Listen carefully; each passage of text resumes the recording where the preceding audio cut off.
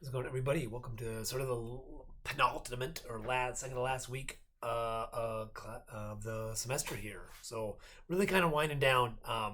This is sort of the last region we're going to look at: Northwest or Europe, North and Western Europe, Southern Europe, kind of Mediterranean. We've talked about last time we were there. It's the Roman Empire. So we're going to look at. So this week kind of sees what's going on there. It's kind of the last region we haven't really touched on, and then next week we'll sort of review get us up to 1500 on a global scale there. Yeah, but really sort of again, last time we were in Europe, Western Europe was the Roman Empire. After the Roman Empire, sort of the connections, political, economic connections somewhat break down. Sometimes this is referred to as the Dark Age. In my in-person class, we discussed this a little bit more in depth of reasons why it's obviously the economically and politically it's a little more fragmented, is a little less connected from other Silk Road trade routes, but I would say it's anything but dark. In fact, there's a lot going on in North and Western Europe, a lot of transitioning, very still dynamic.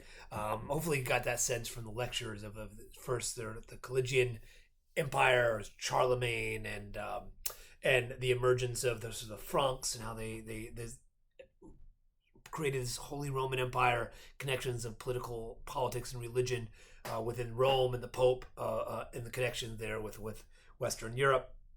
Talk about that. So those worlds sort of explain a little bit more feudalism, which I think some people are hopefully familiar with. And we talked about in the context of Japan. We can kind of see sort of the similarities there, the parallels of or maybe more defragmented, decentralized center of power, one ruler nobility class, but then like sort of a lot of vassals or aristocrats, and then mainly the serfs. Each sort of lord or ruler would have their own sort of military. That's where you get the context of knights and knighthood, similar with the samurai of Japan. So you can see how the worlds work, and then the big economic driving engine there with agriculture.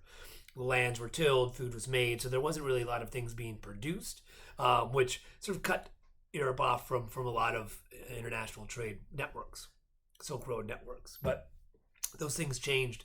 Talked about the incoming of the Vikings, influx of Vikings.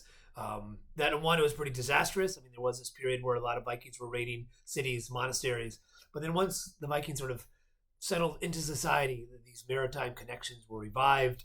And that kind of signifies sort of Western Europe being more interconnected, a rise of monarchies. We talked about the Capetians. We talked about the Normans. The interactives there. One's the history of Paris. You want to see sort of how it came up in that period.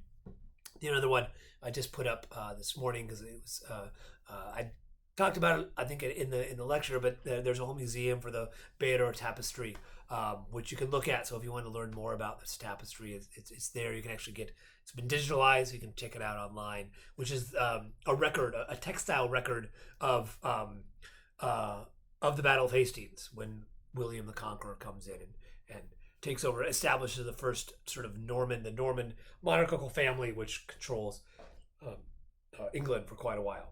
And then France. We start talking about Spain and Italy and Germany, and we can lay it around there. But just do keep in mind that none of these exist as modern nations. These are still kingdoms working through their sort of coalescing. They will become nations and later centuries. And then the Crusades as well. And I gave a little video there that hopefully explains them a little bit more. But really, the Crusades are indicative of this sort of political economic revival of Western Europe. That there were you can kind of look at that. Yes, it was sort of this idea of Christendom West versus Muslim East, but it was more than that. It wasn't, religion was a component of that, but a lot of it was the political kingdoms being able to mass these armies. You have soldiers there, monies to pay for these wars, and Jerusalem become the center of that. And then sort of when Jerusalem was overtaken by the Seljuk Turks, sort of this call to Christendom was brought, but it was also pilgrimage, people's access to these holy sites. All of those worlds were interconnected, and I think the video does a good job of talking about the Crusades there. So yeah, that's kind of the topic for this week. Kind of last region of the world. So the assignment here,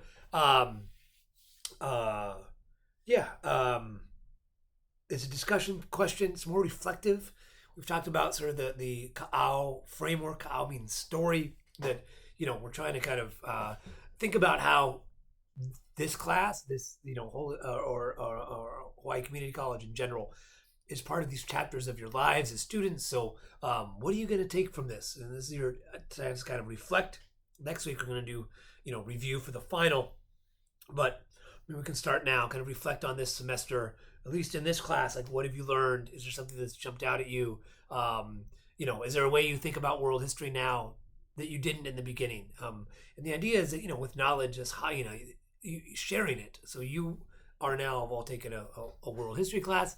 Somebody later on asks you something about world history, you at least have a little bit of working knowledge about that, right? At least a little understanding. Okay, this is something, a trend or an idea, concept from that. So, and that's really what we want with education: is what can you take with you, and then what can you spread as well. So, be thinking about that a little bit.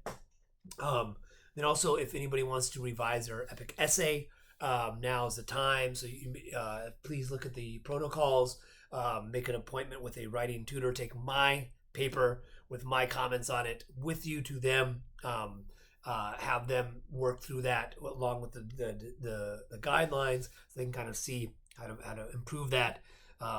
And then I think a lot of people sort of universally issue was not including citations from the actual epic itself. And that's really a big component of it. Like, if you're going to say this epic talks about this main point or cultural significance, you have to have some sort of passage from that epic that shows that, demonstrates that. So see if you can do that. All right, I think that's it. Have a good rest of your week.